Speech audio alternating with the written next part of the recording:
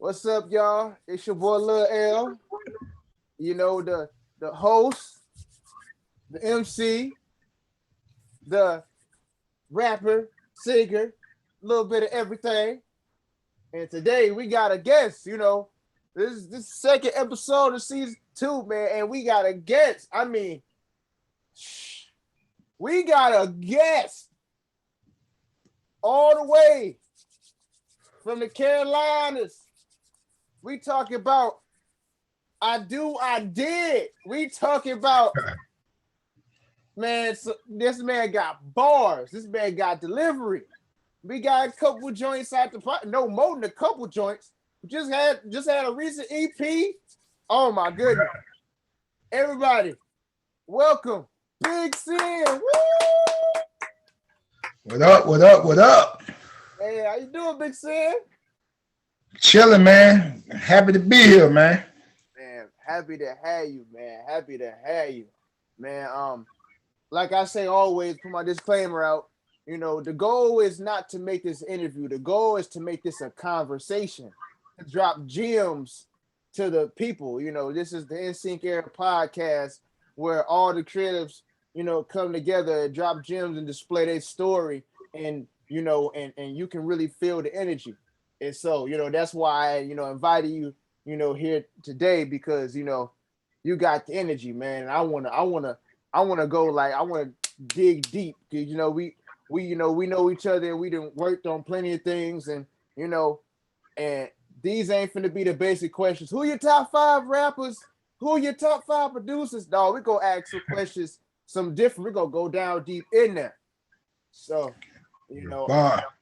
man, first thing is, man, like your years in this, because I remember when I first met you, or on the internet first, tapped into you. I remember you inboxed me, and we was, I ain't gonna say the name of the organization, but we was part of a recent organization, for a little bit, you know what I'm saying? And, it had its ins and outs.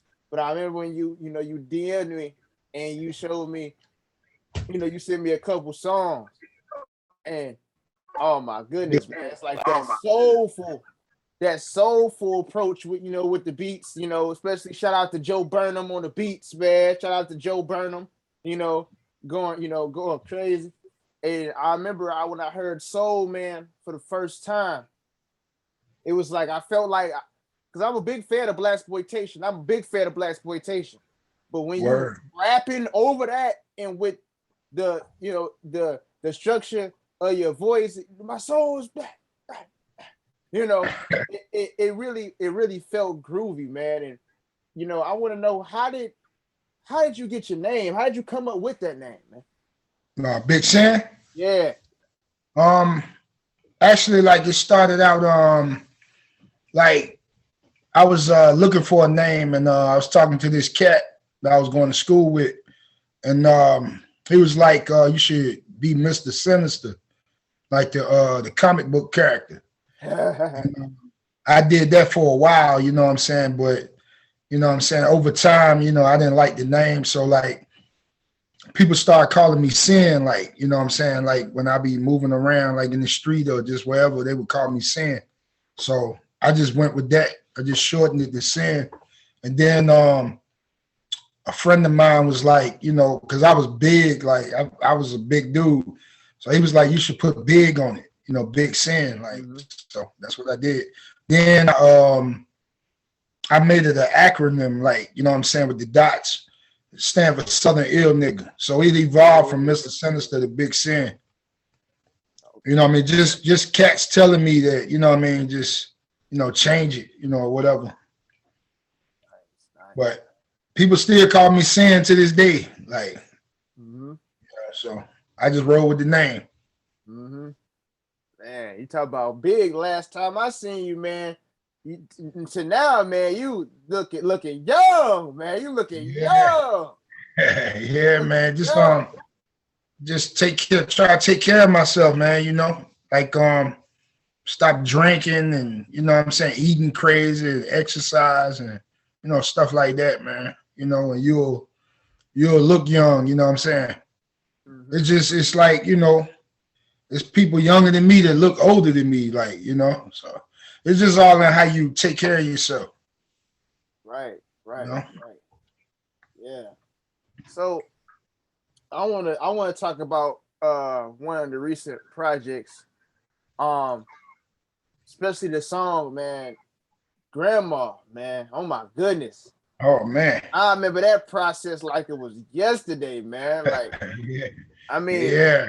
whew, boy, I'm getting goosebumps. Like, I remember, the conversation, but as far as the grandma song, because it's like for me, I haven't like really heard nothing like that so deeply in a while. And it's like the process of making that. Like I remember, you know, especially what's so crazy was right when what's his name? I can't forget it. Why I don't remember his name.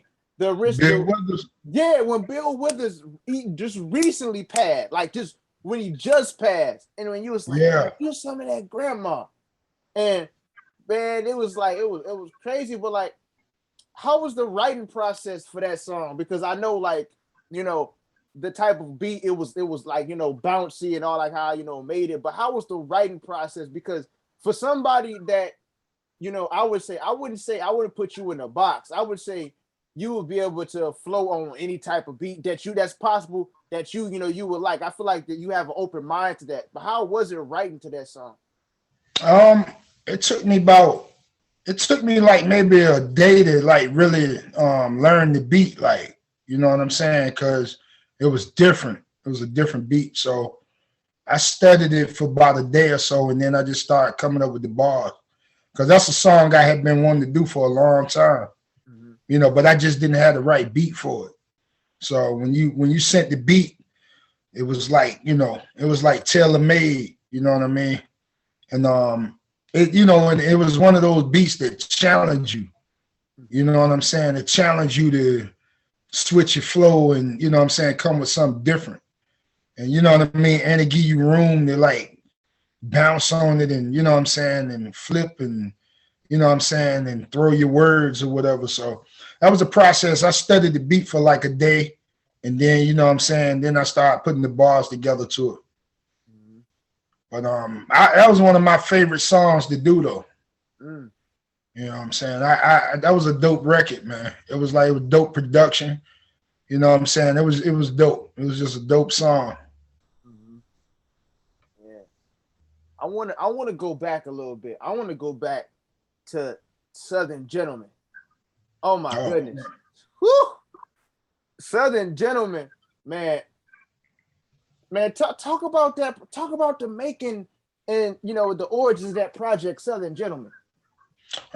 Southern Gentleman was like that happened like during a crazy time, like in life. You know what I'm saying? I was engaged. You know what I'm saying? And me and my fiance, we had split, and I remember the first song that I did was the Making Love song and the Unbelievable song.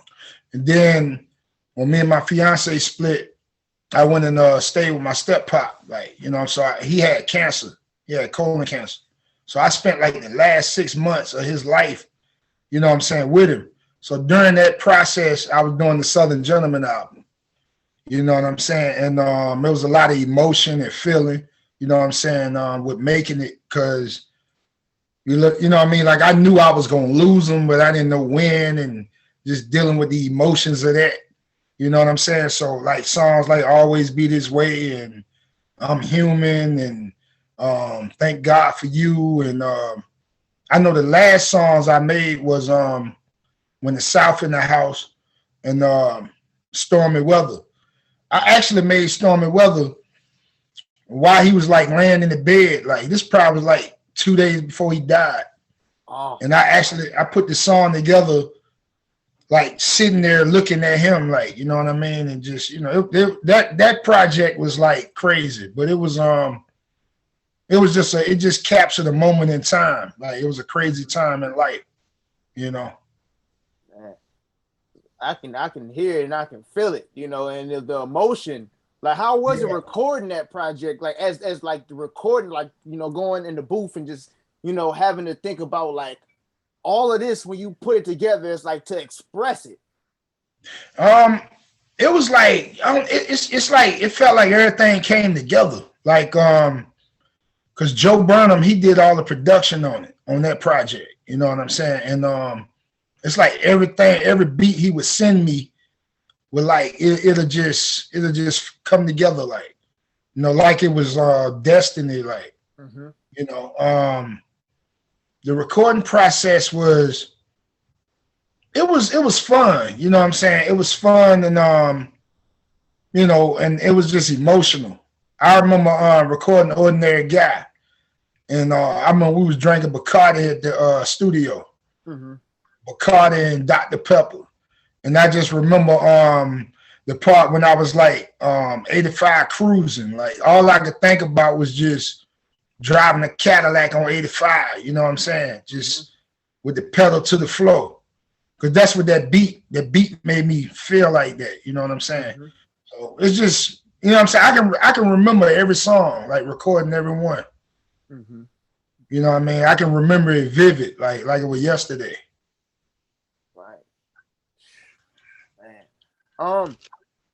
How would you say you in just to be exact, what part of the Carolinas you in North Carolina, right?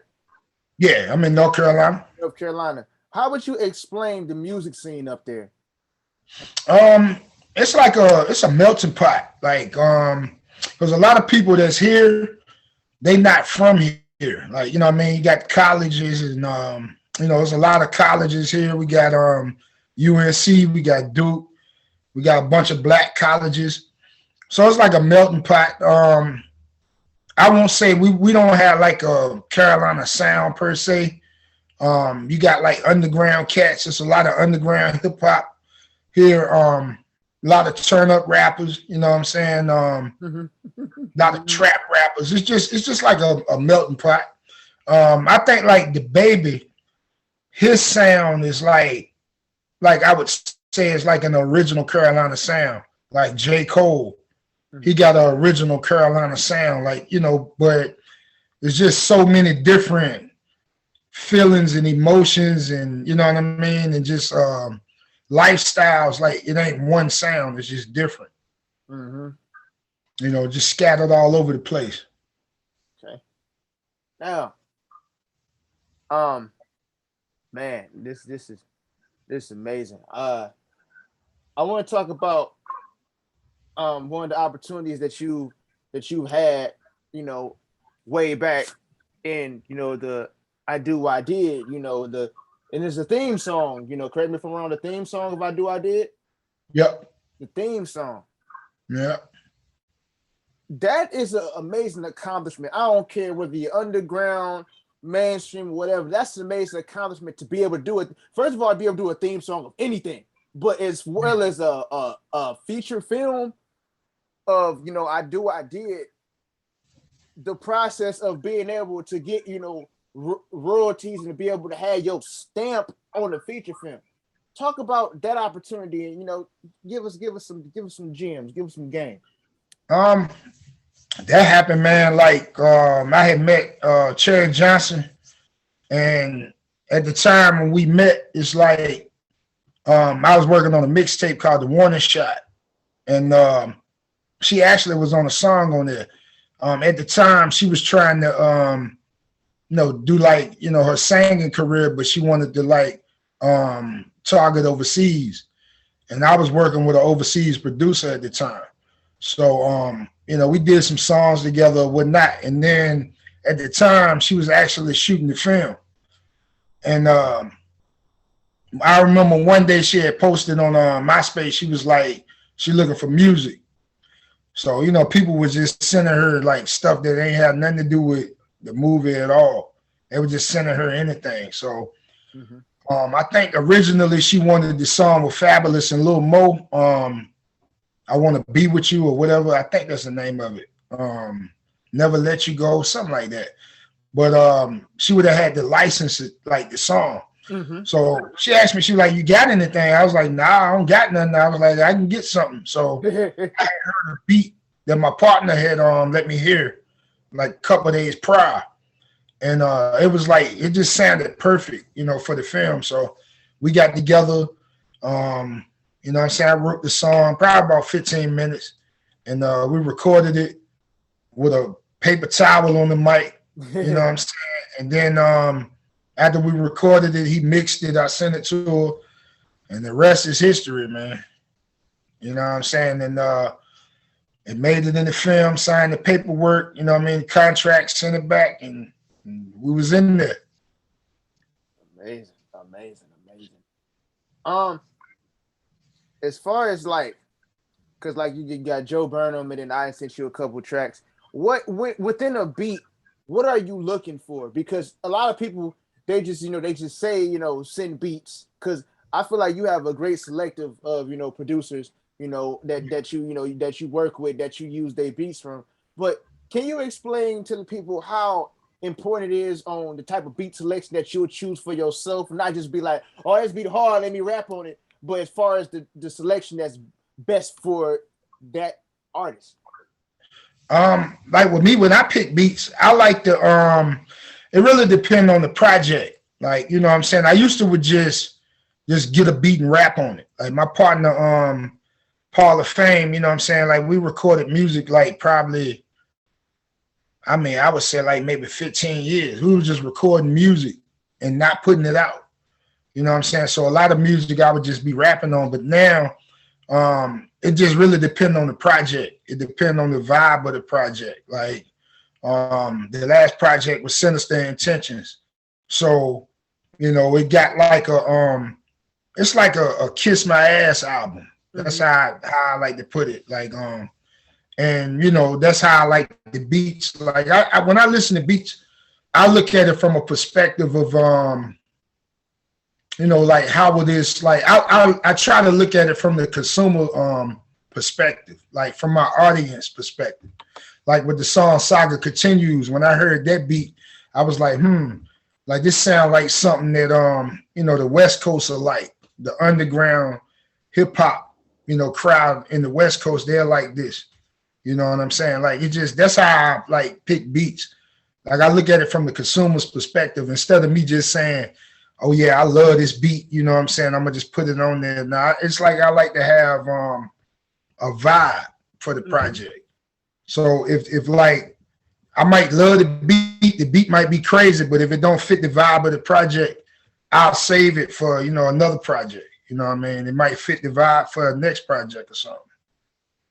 Amazing, amazing. This is a big question. I've often asked a lot of people in the prior season this question, but I'm gonna ask you this question because everybody's answer is really unique in their own way, and it also is just to them. What is the struggle, or how is the struggle of being an independent artist, and on the fact of the matter of the work you got to put in? Because a lot of people, they just want to be an artist, and we talked about this before. They get 1,000 views on their video, they think they're about to get signed. They want to tell somebody, hey, send something my song, you know what I'm saying? Like, but as far as putting the work in, how important is putting the work in, especially when it comes to the struggle of an independent artist? Well, it's definitely, it ain't for the weak, man. One thing about being independent is you got to build your audience, so that can get frustrating at times. You know what I'm saying? But you just got to stay focused. You got to keep working. You got to keep pushing. You know what I'm saying? You got to believe in yourself. You got to believe in your brand. You know what I'm saying? You got to believe in what you're doing. You know what I'm saying? You got to invest money. You know what I'm saying? Like, you can't be scared, like, to invest. You got to invest in yourself. You got to be self-sufficient. You know what I'm saying? It's possible. Don't depend on nobody. Those are the struggles. Like, it ain't for the weak. It's easy to go sign with somebody, but when you independent and doing it yourself, the outcome, the outcome be beautiful. You know what I'm saying? Once you get to a certain like level, a certain space, you start making that money coming to you. You know what I'm saying? It's well worth the work and the wait. You know what I'm saying? But a lot of people don't want to do it. Like, like I said, it ain't for the weak, man. Exactly. Definitely. Exactly. Are you about to say something? Oh, okay, I thought you was about to say so. Okay. But nah. but yeah, but yeah, you like you said it's right. It's definitely not for the weak. Um, as far as funding, see, this is the thing. I often say this, even though I might go to, this said, part-time job, it's a role of funding the passion and preparing and transitioning to another level because sacrifice, I would say sacrifice is the main key. Like you said, you can't be scared. You got to invest in yourself. Can you Yep. share how important is it to fund the passion into that sacrifice to get to the next level? I mean, like, like sometimes you might not have a budget, you know what I'm saying, to do everything you want to do. Like just like you can invest in a camera, you can invest in studio like equipment for yourself. So you won't even have to pay nobody to record your music. You can learn how to record it yourself. You know what I'm saying? And when you invest in stuff like that, you ain't gotta pay nobody. You can take that money and invest it in something else. You can invest it in promo. You know what I'm saying? Stuff like that. Get your website built. There's just so many different things you can do. Best thing to do is to just invest in yourself. Like, you know what I mean? Get your own stuff. Like get you a camera, do your own photo shoots. You don't gotta hire nobody. You can do your own photo shoots when you get ready. It's like the more self-sufficient you is, the further you'll go. Because then you can be more consistent. Especially if you're a hardworking artist that put in work, that drop music and drop projects. If you got stuff that, you know what I mean, you got recording equipment, you got a camera, you can be consistent. You know what I'm saying? You can't deny consistency. Like, you know what I mean? If you hitting them in the head, you dropping a project every month or every 2 months, they can't deny you forever. You know what I'm saying? After a while, they're gonna be like, now let me go listen to this fool. Let me go check this fool music out. You know what I'm saying? Like, damn, I'm tired of looking. Let me go see what he talking about. Like, eventually, you know what I'm saying? Consistency is key. Content and consistency. You know what I'm saying? Like, if you got those two, you'll make it. You'll go far. Yeah. Talk about your recent project. Explain that. Explain the making of it, like, and how did you feel when you was making it? With that project, it was like I had a crazy summer. So that project was pretty much just like a vent session, pretty much. You know what I'm saying? I made the song Happy Father's Day. Like, cause I like every project I want to do a song that, just something like a down to earth song. Mm-hmm. That was the down to earth song that I wanted to do. You know what I'm saying? Like, I never made a song like for my father, for my biological father. So I decided to do it on this project. You know what I'm saying? Then I got a joint called The World Against Me. It was just how I was feeling at the time. Then, of course I'm a winner. You know what I'm saying? That was like probably the first song that I put together, like for the project. Right. Then what else we got? We got Saga Continues. That was the last song. I just wanted to do just a boom bap joint. Mm-hmm. And then we got Messy. That song actually for a film Nice. that's coming. I'm thinking it's coming out next year. And then I'm trying to see, am I leaving out anything else? I think that's it. I'm trying to see. Is it? Let me see.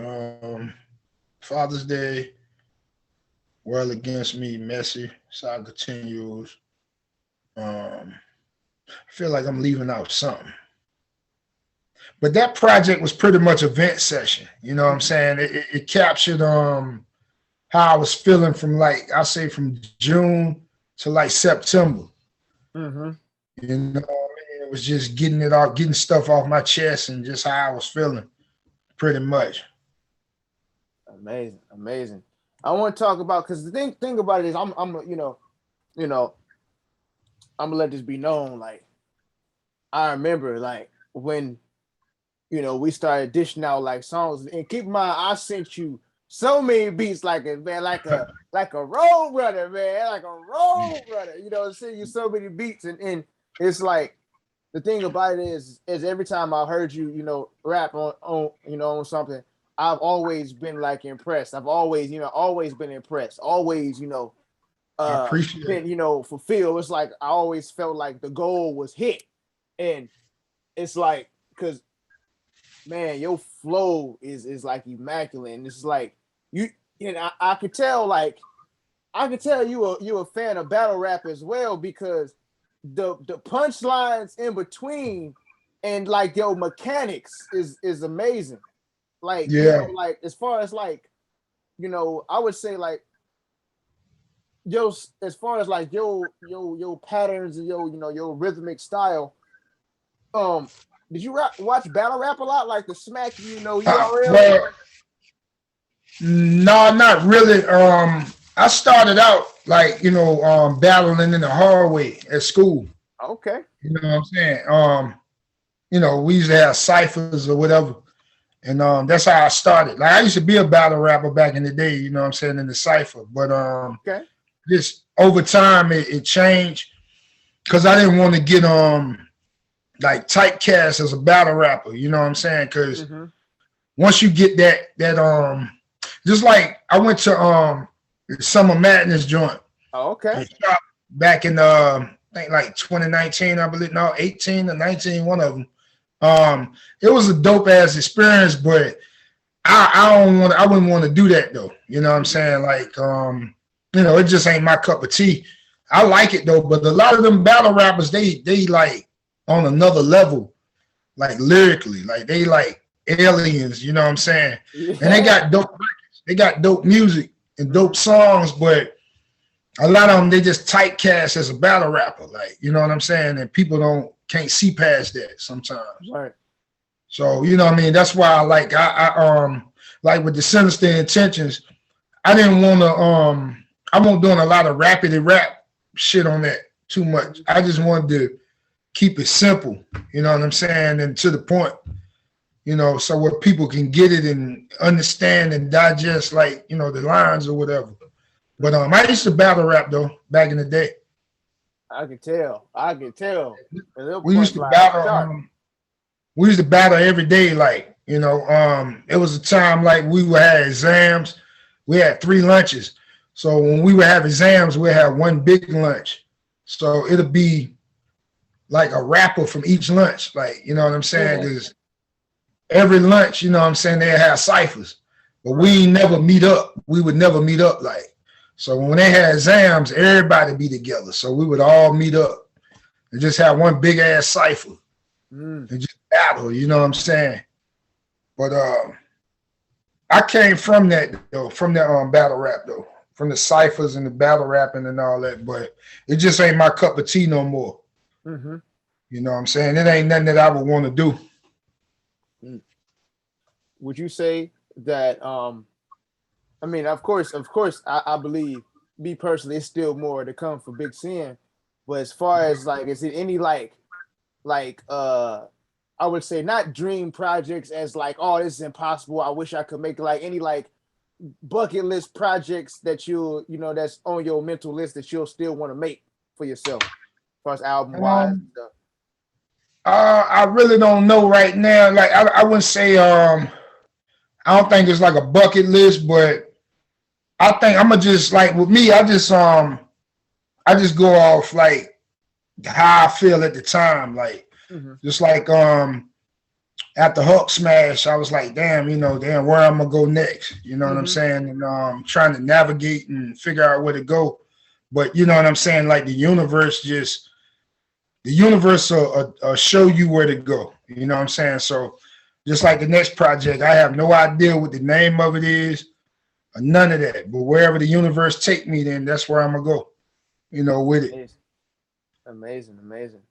Um, how would like, because from what I'm hearing at the same time, like from hearing your music, you talk about the like you say your emotion or the sequence of events that that transpire in your life recently, Mhm. previously, current, you know past, like you utilize that really well. And would you say a lot of people try to they focus on making a hit record versus focusing on how to make a song that fulfills them and tells their story? Yeah, I think something that I was watching an interview with Scarface, and he was talking about when him and Tupac made the song "Smile," and I think Scarface, he was saying something about he had finished the album, and he said Pocket told him that when he record, he don't try to make singles. He just make music that express how he feel. You know what I'm saying? A lot of time when you try to make a hit record, it ain't gonna work. Like a lot of time when you just be yourself and you express how you feel, sometimes that's a hit record. You know what I'm saying? Because like when you make music people can relate to, you know what I'm saying? Like you don't know what people going through, like, every day. You know what I'm saying? And if everybody popping champagne and you know what I'm saying, and flossing, and if everybody doing that in the music, everybody ain't flossing. You know what I mean? Some people getting up at 6 o'clock going to work every day, working at a job that they don't want to be at. You know what I'm saying? So you can make a record about that, you know what I'm saying? And people can relate to it. Like just being yourself sometimes is all you need.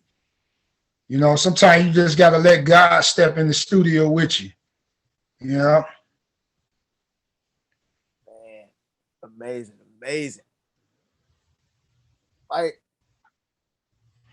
What would you say as far as like you said about is the importance of health, especially as an artist, the importance of, because I mean, to be honest, a lot of rappers these days, they on Molly, they on all they on all type of things, and everything, and like for you for artists to stay sharp. I mean, you can't tell everybody what to do, but as far as your journey of, when you was rapping, when you was, drinking and all that stuff, eating bad, and to now, how is your frame of mindset?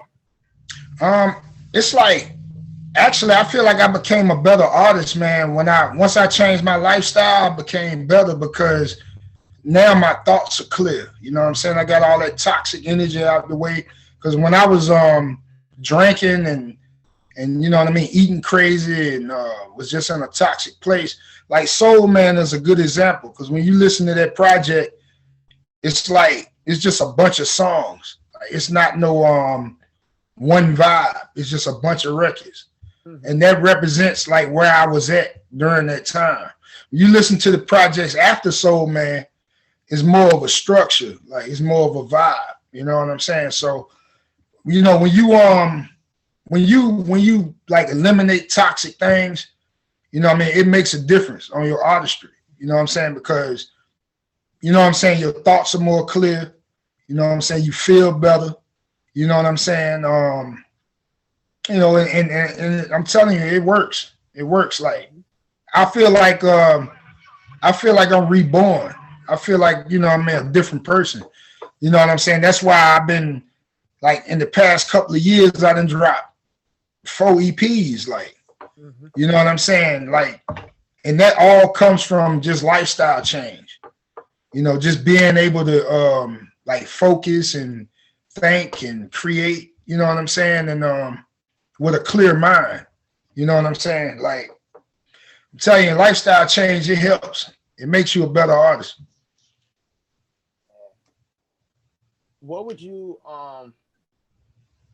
trying to think? It just slipped my the question. So as far as an artist, and I just some people, I mean, it's up to them. But like I heard, Method Man say, I don't want to be, 50 years old and still rapping, which is fine, which is fine. I wouldn't, try to put no tag on that.